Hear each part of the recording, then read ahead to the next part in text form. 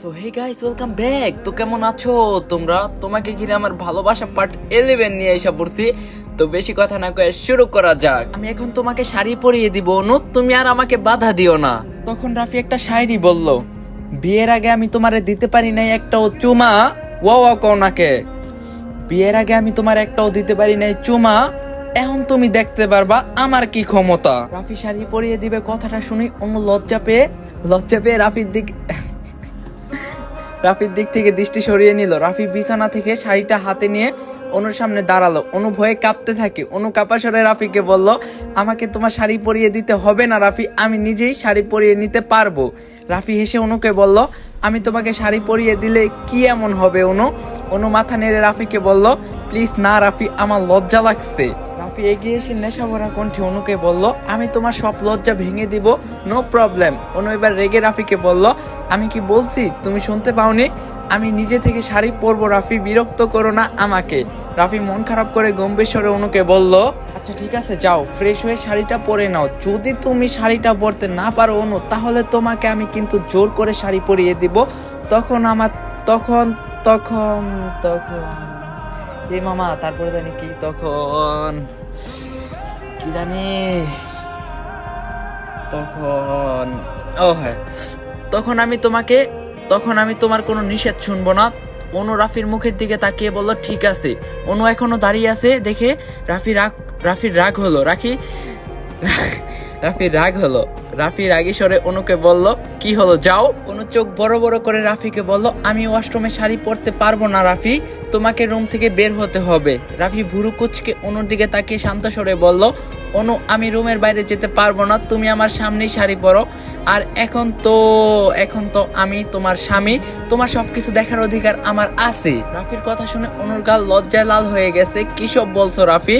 আচ্ছা, অনু যে এভাবে রাফির কথা শুনে লজ্জা পাচ্ছে সেটা কি রাফি বুঝতে পারছে না? তবু অনু মাথা নিচু করে শান্ত স্বরে রাফিকে বলল, আমি তোমার সামনে শাড়ি পরতে পারবো না। রাফি মুখ এটি কোনো কথা? রাফি মুখ গম্ভীর করে অনুকে বলল, তুমি একটু বিছানায় বসো, আমি ফ্রেশ হয়ে বারান্দায় যাচ্ছি, তারপর না হয় তুমি ফ্রেশ হয়ে শাড়ি পরে নিও। অনু মাথা নিচু করে শান্ত স্বরে রাফিকে বলল, আচ্ছা ঠিক আছে। রাফি আলমারি থেকে কাপড় নিয়ে ওয়াশরুমে চলে গেল। অনু চুপচাপ দাঁড়িয়ে রইল। কিছুক্ষণ পর রাফি কালো শার্ট এবং ব্ল্যাক জিন্স পরে বের হলো। মুখ ধোয়ার ফলে রাফির মুখটা খুব সুন্দর লাগছে। অনু রাফির মুখের দিকে কিছুক্ষণ তাকিয়ে মাথা নিচু করে দাঁড়িয়ে রইল। রাফি বারান্দায় চলে গেল। অনু মনে মনে বলল, রাফি হয়তো আমার উপর রাগ করছে, কিন্তু আমি বা কি করতাম? আমাকে রাফি শাড়ি পরিয়ে দিবে ভাবতেই তো আমার যে ভীষণ লজ্জা লাগছে। অনু ওয়াশরুমে গিয়ে ফ্রেশ হয়ে রুমে আসলো। তারপর আচ্ছা হেডফোন লাগো তোমরা, হ্যাঁ, নাইলে মনে করো যে মান সম্মান বলে একটা কথা আছে না। তারপর ব্লাউজ পেটিকোট পরে নিয়ে শাড়ি পরার অনেক চেষ্টা করলো, কিন্তু শাড়ি অনু পরতে পারছে না। গাইস, এই ভিডিওটি স্পন্সর করছে 1x। তোমরা তো 1x এর নাম শুনছোই। 1x হলো নাম্বার 1 ট্রাস্টেড সাইট। তোমার যদি ক্রিকেটে জ্ঞান থাকে তাহলে তুমি ক্রিকেট থেকে ভালো টাকা আর্ন করতে পারবা। তোমার যদি ফুটবলে ভালো জ্ঞান থাকে তোমরা ফুটবল থেকে ভালো টাকা আর্ন করতে পারবা। এছাড়াও সেখানে অনেক প্রকার গেম আছে যেটা খেলে তোমরা টাকা আর্ন করতে পারবা। এবং আমার প্রোমো কোড ইউজ করে ফার্স্ট ডিপোজিটে 200% বোনাস পেয়ে যাবা। সাথে আছে আইফোন 14 প্রো ম্যাক্স জেতার সুযোগ। সো লিংক থাকবে পিন কমেন্টে। কোন রকম শাড়ি শরীরে পেঁচিয়ে নিয়ে অনু বিছানায় মুখ গম্ভীর করে বসে আছে। রাফি অনেকক্ষণ বারান্দায় দাঁড়িয়ে রাতের আধারে আকাশের তারাগুলো দেখছিল। তারপর তারাগুলো কত ঝলমল করছে। অনু এখন রাফির স্ত্রী, এটা ভাবতে রাফির মনে একটা অন্যরকম ভালো লাগা কাজ করছে। অবশেষে রাফি নিজের ভালোবাসার মানুষকে নিজের করে পেল। অনেকক্ষণ বারান্দায় দাঁড়িয়ে থাকার পর রাফি মনে মনে বলল, অনু কি শাড়িটা পরতে পেরেছে? একবার রুমে গিয়ে কি আমি দেখবো? আবার যদি অনু মন খারাপ করে, থাক, অনু মন খারাপ করলো, আমি অনুকে সামলাতে পারবো। একবার গিয়ে না হয় দেখে আসি। রাফি রুমে গিয়ে দেখলো অনু শাড়ি কোন রকমের শরীরে পেঁচিয়ে মন খারাপ করে বসে আছে। রাফি এগিয়ে গিয়ে অনুর সামনে দাঁড়ালো। অনু রাফির দিকে শুকনো মুখে তাকালো। অনুকে এভাবে শাড়ি পরতে দেখে রাফি শব্দ করে হাসতে লাগলো। অনু হতাশ স্বরে রাফিকে বলল, রাফি তুমি হাসছো আর এদিকে আমার কান্না পাচ্ছে দেখো আমার কি অবস্থা। আমি একটু শাড়ি পরতে পারলাম না, ভালো করে হাঁটতেও পারছি না। রাফি হাসতে হাসতে অনুকে বলল, তোমার শাড়ি পরার স্টাইল দেখে আমি না হেসে পারলাম না অনু, তুমি মন খারাপ করো না, আমি তোমার শাড়িটা পরিয়ে দিচ্ছি। এবার কিন্তু আমি তোমার কোনো নিষেধ নিষেধ শুনবো না, আগেই বলছিলাম। অনু কাপাসরে রাফিকে বলল, না আমাকে শাড়ি পরিয়ে দিতে হবে না। রাফি ধমক দিয়ে অনুকে বলল, অনু আমাকে তুমি আরেকবার নিষেধ করলে আমি কিন্তু তোমার সাথে আরো ভয়ঙ্কর কিছু করে ফেলবো, তাই আমাকে রাগিয়ে দিও না। অনু চোখ বন্ধ করে শান্ত স্বরে রাফিকে বলল, আচ্ছা ঠিক আছে পরিয়ে দাও। রাফি মুচকি এসে অনুকে বলল, এই তো গুড গার্ল। অনু চোখ খুলে অবাক হয়ে রাফিকে বলল, আচ্ছা রাফি আমাকে একটা কথা বলো তো। রাফি শান্ত স্বরে অনুকে বলল, হ্যাঁ বলো অনু, কি কথা? অনুর চোখ কি জানি অনুর চোখ বাল মনেও পড়ে না, মেজাজটা খারাপ। মনে পড়ছে। অনুর চোখ পাকিয়ে রাফিকে বলল, তুমি শাড়ি পরানো শিখলে কি করে? রাফি অনুর দিকে কিছুক্ষণ এক দৃষ্টিতে তাকিয়ে থেকে নিঃসন্দেহে হাসলো। অনু রাফির দিকে গম্ভীর দৃষ্টিতে তাকিয়ে রাগী স্বরে জিজ্ঞাসা করলো, এভাবে হাসছো কেন, বলো কিভাবে শিখছো? রাফি অনুর হাত চেপে ধরে টেনে দাঁড় করালো। সিরিয়াস মুহূর্ত, হেডফোন কলম লাগাও কইতাছি। হঠাৎ করে রাফি অনুকে টেনে দাঁড় করানোর ফলে অনুর পা শাড়িতে প্যাচ লেগে যায়, ফলে অনু রাফির বুকের উপর পড়লো। রাফি অনুকে কোমর জড়িয়ে ধরে অনুর চোখ বড় বড় করে রাফির দিকে তাকালো। অনুর কানের কাছে এসে মুখ নিয়ে রাফি শান্ত স্বরে ফিস ফিস করে বলল, আমি কারো কাছ থেকে শাড়ি পরানো শিখিনি অনু, আমার অনেক আগে থেকে নিজের বউকে শাড়ি পরানোর তীব্র ইচ্ছা ছিল, তাই আমি শাড়ি পরিয়ে দিতে পারি কিনা আজ আমার বউকে দিয়ে প্রথম ট্রাই করে দেখবো। আর ইউ রেডি অনু? অনু রাফির কথা শুনে শুকনো ঢোক গিলল। তার মানে রাফি শাড়ি পরিয়ে দিতে পারে না? অনু অসহায় দৃষ্টিতে একবার রাফির চোখের দিকে তাকালো। রাফির কাছ থেকে নিজের ছাড়ানোর চেষ্টা করে অনু বলল, আমাকে তোমার শাড়ি পরিয়ে দিতে হবে না, আমি সালোয়ার কামিজ পরে নিচ্ছি। রাফি অনুকে আবারও শক্ত করে চেপে ধরে কঠিন গলায় রাগী স্বরে বলল, তুমি বললেও কোনো লাভ নেই, তোমাকে আমি নিজে শাড়ি পরিয়ে দেব। নিজে শাড়ি পরানোর জন্য একটা চান্স দিয়েছিলাম, কিন্তু তুমি তো নিজে থেকে শাড়ি পরতে পারলে না। এখন আমি তোমার কোনো কথা শুনবো না। অনু বাচ্চার মতো লাফাতে বলল, না আমি তোমার কাছে শাড়ি পরবো না। রাফি গম্ভীর স্বরে অনুকে বলল, লাফালাফি করলে আরো কঠিন শাস্তি তোমাকে আমি দিব, তাই একদম স্থির হয়ে দাঁড়াও। অনু ঘাবড়ে গিয়ে শান্ত স্বরে রাফিকে বলল, আচ্ছা আমাকে তুমি শাড়ি পরিয়ে দাও, তোমাকে আমি আর বাধা দিব না, কিন্তু আমার একটা অনুরোধ তুমি রাখবে রাফি, প্লিজ। রাফি অনুকে শান্ত স্বরে জিজ্ঞাসা করলো, আগে বলো তারপর ভেবে দেখবো রাখবো কি না। অনু মন খারাপ করে রাফিকে বলল, এমন করছো কেন, বলো আমার অনুরোধ রাখবে?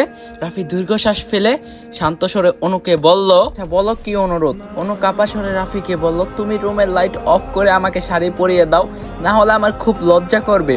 রাফি অনুর দিকে গম্ভীর দৃষ্টিতে তাকিয়ে রইল। অনু মাথা নিচু করে দাঁড়িয়ে আছে। আসলেই অনুর ভীষণ লজ্জা লাগছে। রাফি গিয়ে রুমের লাইটটা অফ করে দিল। মুহূর্তেই রুমটা অন্ধকার হয়ে গেল। বাইরে চাঁদের আলোয় তবু রুমটা হালকা আলোকিত হয়ে আছে। অনুর বুকের ভিতর ভয়ে দুপ করছে।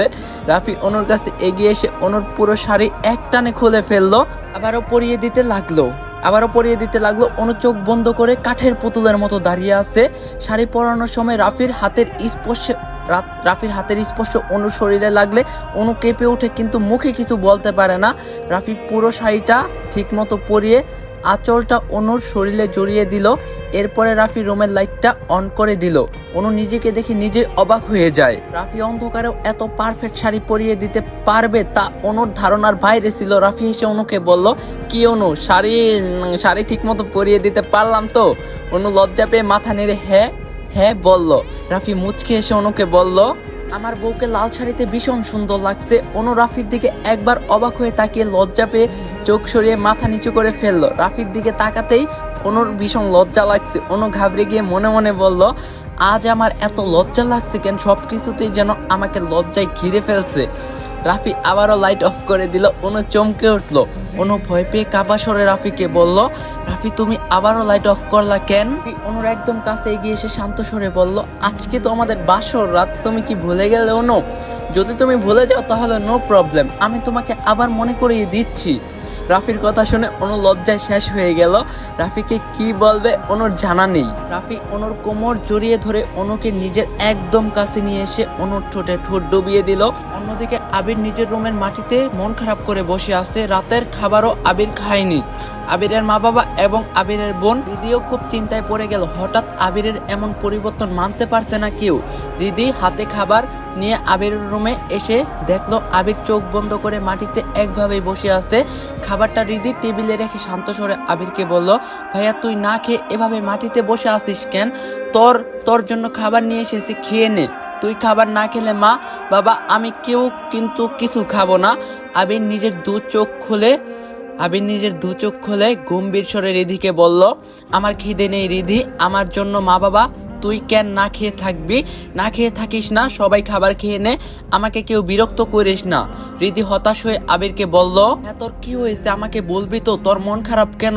আর তুই কি কেঁদেছিস? তোর চোখ মুখ এমন ফোলা ফোলা লাগছে কেন? আবির নিজের চোখ মুছে শান্ত স্বরে রিধিকে বলল, কি যে বলছিস না রিধি তুই? আমি কাঁদবো কেন? তোর ভাইকে তুই কোনোদিন কাঁদতে দেখছিস? রিধি মুখ গম্ভীর করে আবিরকে বলল, তোকে আমি কোনোদিনও কাঁদতে দেখিনি এটা ঠিক, কিন্তু আজ কেন যেন মনে হচ্ছে তুই কেঁদেছিস।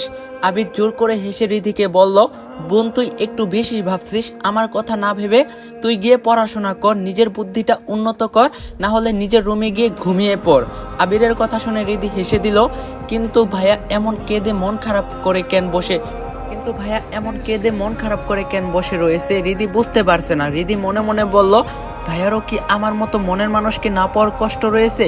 ভাইয়াকে একবার জিজ্ঞাসা করে দেখবো।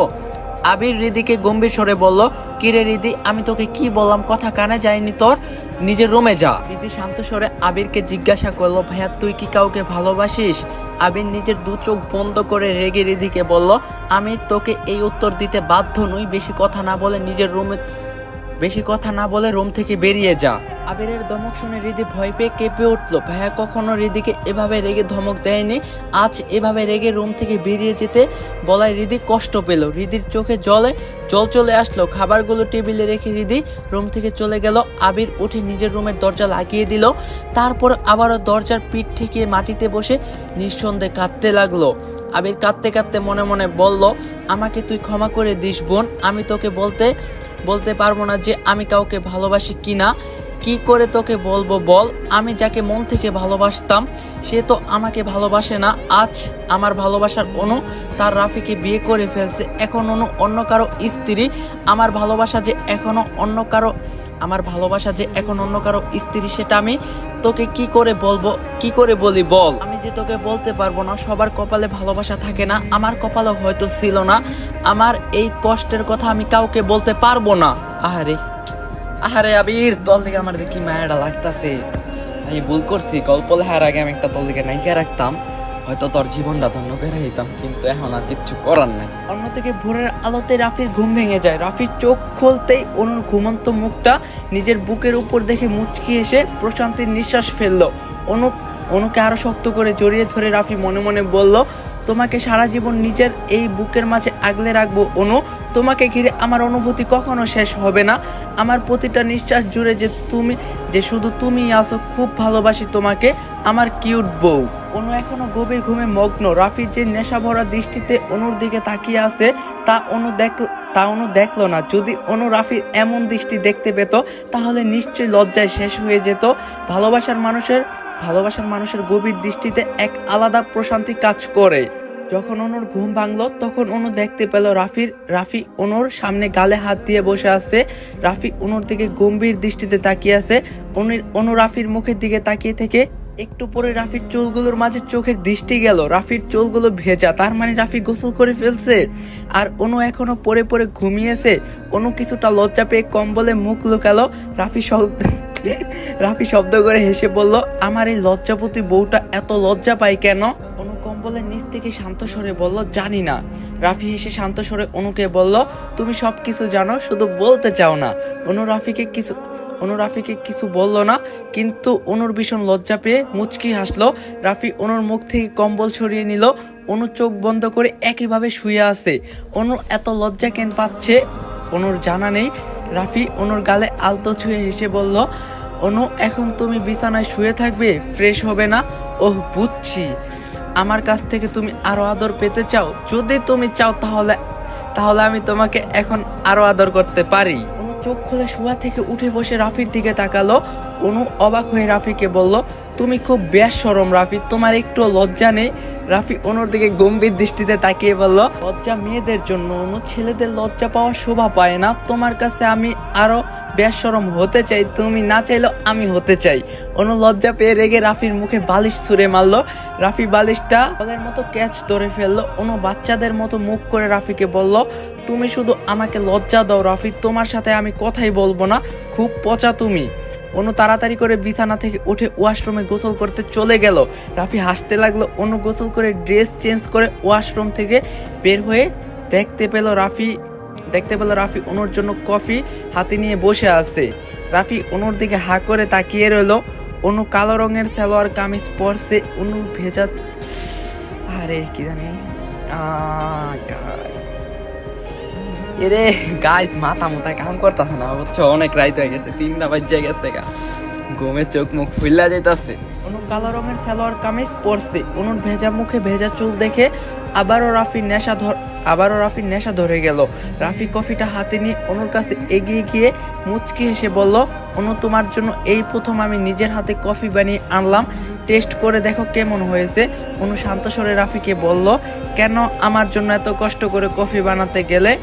রাফি কফিটা টেবিলে রেখে অনুর কোমর জড়িয়ে ধরে নিজের আরো কাছে এনে বলল, তুমি কফি খেতে ভালোবাসো তাই আমি তোমার জন্য কফি বানিয়েছি। অনু এক দৃষ্টিতে রাফির দিকে তাকিয়ে বলল, তুমি জানলে কি করে আমি কফি খেতে ভালোবাসি? রাফি অনুর গালে চুমু দিয়ে হেসে বলল, ভালোবাসার মানুষের সব পছন্দ অপছন্দ এমনিতেই জানা যায় অনু, সবকিছু জিজ্ঞাসা করে জানতে হয় না। রাফি এভাবে হঠাৎ করে অনুর গালে চুমু দেওয়ায় অনু কেঁপে উঠে। অনু রাফির গালে হাত ছুঁয়ে বলল, রাফি তুমি যে অতিরিক্ত মাত্রায় পাগল তা কি তুমি জানো? রাফি নেশা ভরা কণ্ঠে অনুকে বলল, হ্যাঁ আমি জানি অনু, তোমার জন্য পাগল হয়ে পাগলাগারোতে যেতেও আমি রাজি। অনু হেসে ফেললো। রাফিকে বলল, হয়েছে এবার আমাকে ছাড়ো, কফি তো ঠান্ডা হয়ে যাচ্ছে, আমি কিন্তু আবার ঠান্ডা কফি খেতে পারি না।